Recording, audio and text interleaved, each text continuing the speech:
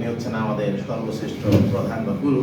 তাইলে এই ক্যাথলিক খ্রিস্টান পরিবারের একটা সংস্থা হিসাবে বলা যায় সেবার হাত হিসাবে এই কারিতাস এর মধ্য দিয়ে ওই সেবা কাজটা চলমান থাকে।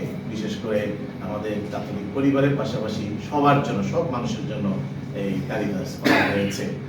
তাই এই দিনে বিশেষ করে আমরা চেয়ারম্যান মহোদয়কে পেয়েছি প্রশাসন থেকে, যেটা আমরা অনেক আশা করি সবসময় আপনি এসেছেন। আমি প্রত্যাশা করব আগামী দিন অন্যান্যদেরও আপনি অনুপ্রাণিত করবেন তারা যেন এভাবে আসে, কারণ এটা একটা সুন্দর সুযোগ হয় আপনাদের সাথে বিশেষ করে এই আলাপ করার, সংলাপ করার, আপনাদের কাছ থেকে মতামত পাওয়ার, যেটা খুবই গুরুত্বপূর্ণ। যেহেতু এই কাজে পূর্ণতা দানের ক্ষেত্রে আপনাদের সহযোগিতা একান্ত প্রয়োজন, কারণ কারিতাস কাজ করতে গিয়ে অনেক বাস্তবতার মুখোমুখি হয় এবং সেই বাস্তবতা মোকাবেলায় হলো আপনারাই একমাত্র শক্তি এই পরিবারের জন্য। আর পাশাপাশি অবশ্যই যারা উপকার ভোগী আপনারা, তারাও অবশ্যই আমাদের জন্য আরেকটা শক্তি, কারণ আপনারা হলো তার সাক্ষ্য দিতে পারেন যে এখানে কিভাবে কাজ হচ্ছে, কতটুকু সেবা পাচ্ছি, তার সাক্ষ্য দেওয়া। আসলে কারিতাস শব্দের অর্থটাই হচ্ছে প্রেম বা ভালোবাসা। আর আমাদের বিশ্বাসের কেন্দ্রে এই প্রেম কথাটা খুবই গুরুত্বপূর্ণ, কারণ আমরা বলি যে আমাদের বাইবেলে আছে ঈশ্বরই প্রেম, ঈশ্বরের স্বরূপে হচ্ছে প্রেমের মধ্যে দিয়ে প্রকাশ। তাহলে সেই সৃষ্টিকর্তার প্রতি ভালোবাসা এবং মানুষের প্রতি ভালোবাসা, ভালোবাসাটা কেন্দ্রবিন্দু।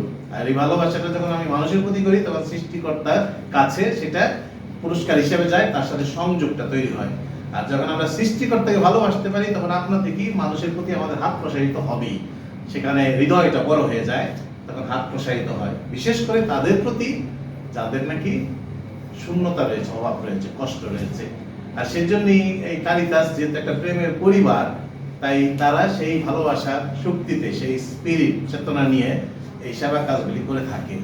এবং সেটি আমরা সবসময় এই পরিবারকে বলে থাকি যে যেন এই সেবার মধ্যে সেই ভালোবাসাটা উপস্থিত থাকে।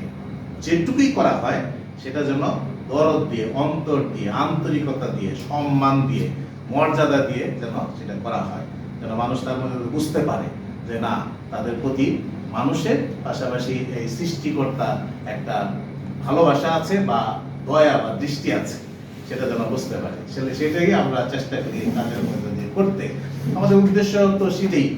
পাশাপাশি আমাদের কিন্তু একটা লক্ষ্য থাকে যে এই সেবা কাজ যাদের জন্য করি তারা যেন সেবাতে, চেয়ারম্যান সাহেব ইতিমধ্যে কিছু উল্লেখ করেছেন, কিন্তু এক সাইড আর এক সাইডটা আমি যোগ করতে চাই যে সেবা তারা পাওয়ার ফলে তারা যেন সবসময় হাত প্রসারিত করে না রাখে যে পরে কবে কারিতাসে আসবো, পাবো, কিন্তু পাশাপাশি তারাও যেন ওই হাতটা দিয়ে আরো একটু অন্যদেরকে সেবা করতে আগ্রহী হয়, তাদের মধ্যে যেন একটা ভালোবাসার দৃষ্টি খুলে পাশাপাশি সহযোগিতা করে।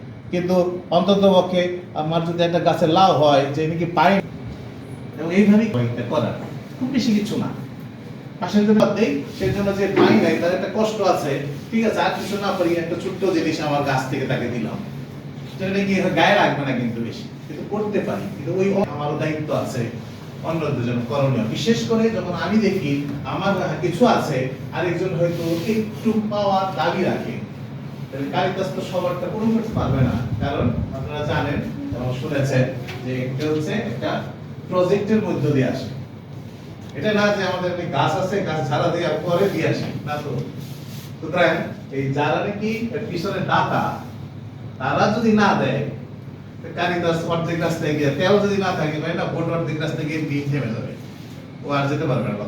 সুতরাং সেটার দাতা সংস্থা যারা, তাদের মধ্য দিয়ে কাজটা তারা যেটা দেয়, এবং এখন যদি বলা যায় 50টা পরিবার, আমি তো 60টা করতে পারবো না, সেটা করলে মধ্যে বিপদ আছে। আবার কোন সময় যদি দেখতে জানে পরবর্তী ধাপে আর আসবে না, তাই একটার জন্য আমি আগামী দিনের ক্ষতিগ্রস্ত করতে পারি না, সেজন্য অনেক কষ্ট হয় আমাদের খারাপ লাগে, কারণ আমরা যখন যাই দেখি পরিবারগুলোকে দিতে পারলে ভালো হতো, প্রয়োজন, কিন্তু সীমাবদ্ধতা আছে।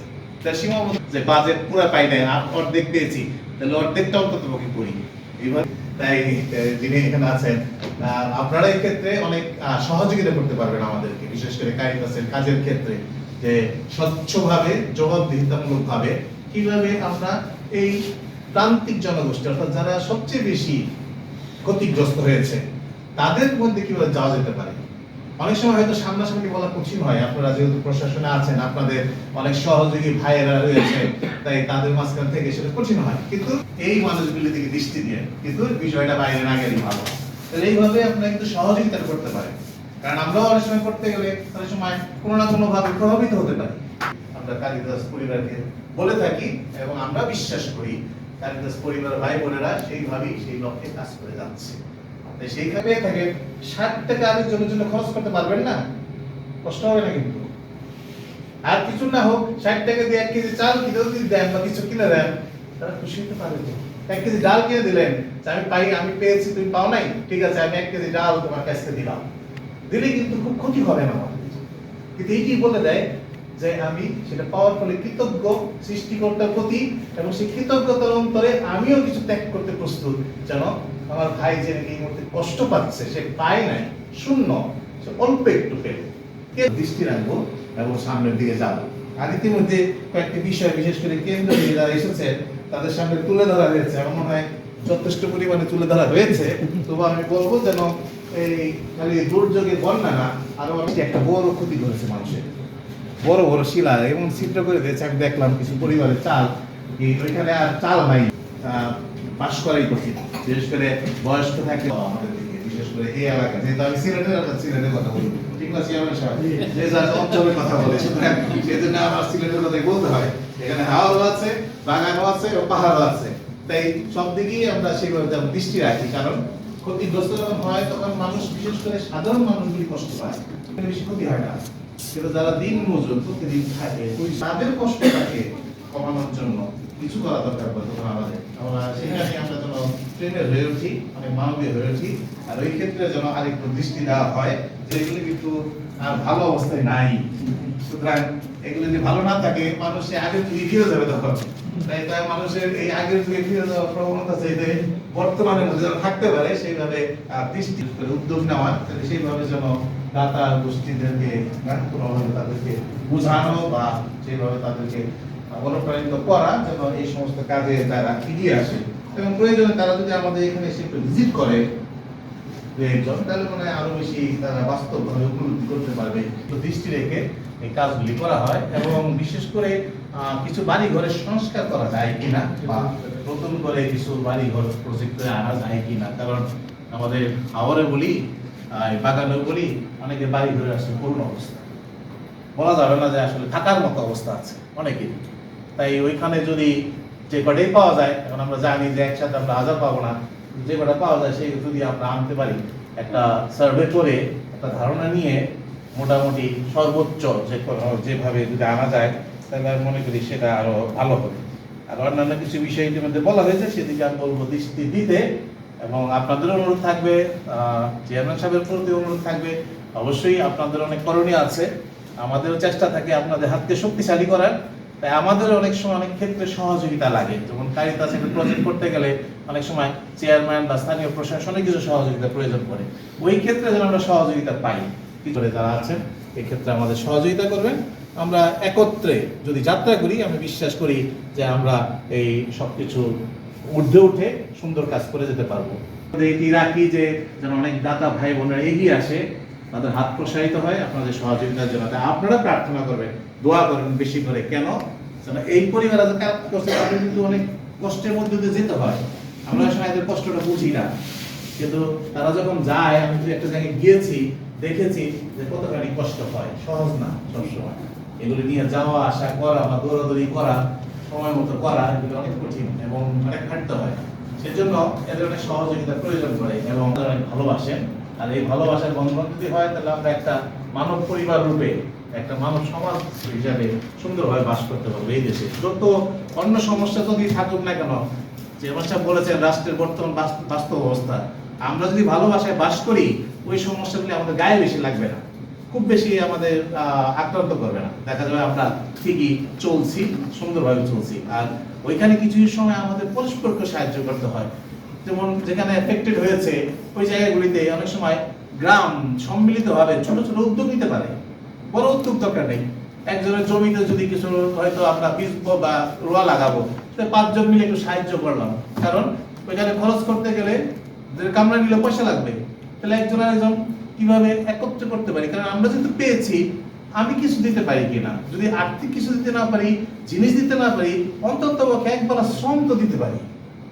এইটুক দিতে যদি না পারি তাহলে আমরা তো অকৃতজ্ঞ হয়ে যাব। সৃষ্টিকর্তা আমাদের প্রতি দয়া করবেন কেন? দয়া করেছেন দেখার জন্য, হয়তো কে জানে যে আমি কতটুকু দয়া করি অন্যের প্রতি। তো এই দয়াটা যদি না করি তাহলে সৃষ্টিকর্তা পরিবারে বোঝায় হাত পেতে থাকো কিন্তু পাওয়া না, কারণ তুমি তো দয়াশীল হও নাই।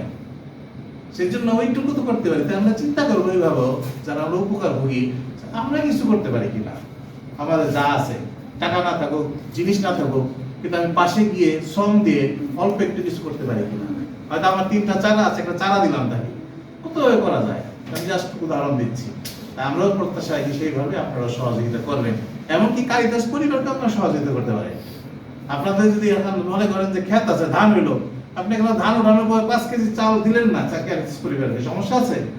5 কেজি তার চাল দিলে কি আমরা গরিব হয়ে যাবো? না, কে জানে এই চাল হয়তো কারিতাস পরিবার আরেক জায়গায় দিতে পারে, ছোট, তাহলে পাবি সাহায্য করতে পারি। আর এইভাবে আমরা প্রেমের মিলন সমাজ হয়ে উঠতে পারি। আমি সেই প্রত্যাশা রাখি আগামী দিনে যে মূল্যায়ন করা হয়েছে, আজকে করা হচ্ছে, এটা আমি প্রশংসা করি এবং আশা করি এইভাবে মূল্যায়ন সাপেক্ষে পরবর্তী পদক্ষেপ আরো সুন্দর হবে, আমাদের কাজগুলি আরো সুন্দর হবে এবং এই পরিবার যেন সেইভাবে কাজ করে যায়। তাই আমি আরো ধন্যবাদ দিই কালিদাস পরিবারকে, কেন্দ্র থেকে আসা আপনাদেরকে। আপনারা দেখে যাওয়ার পরিপ্রেক্ষিতে আপনাদের করণীয়টা যেন যথার্থ হয় এবং এই দুর্যোগের সময় যদি আমি ছিলাম না, কিন্তু খবর পাইতো যে অনেক দৌড়াদৌড়ি হচ্ছে, অনেক কষ্ট করেছেন, এই আপনাদের এই কষ্টের সুফল সাধারণ মানুষ পেয়েছে। সেজন্য আপনাদেরকে ধন্যবাদ দিই, আর চেয়ারম্যান মহোদয়কে ধন্যবাদ দিই, আর সাংবাদিক ভাইকে ধন্যবাদ দিই যে আপনারা এই সুফলটা নিয়ে যাবেন মানুষের কাছে।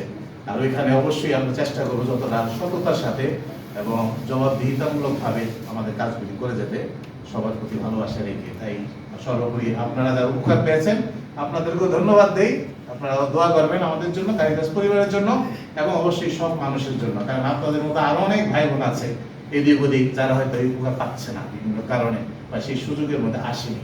তাই তাদের জন্য দোয়াটা তো করবেন যেন তারাও এই সৃষ্টিকর্তার দয়া পেতে পারে, ভালোবাসা পেতে পারে। সবাইকে অনেক অনেক ধন্যবাদ জানাই। আমার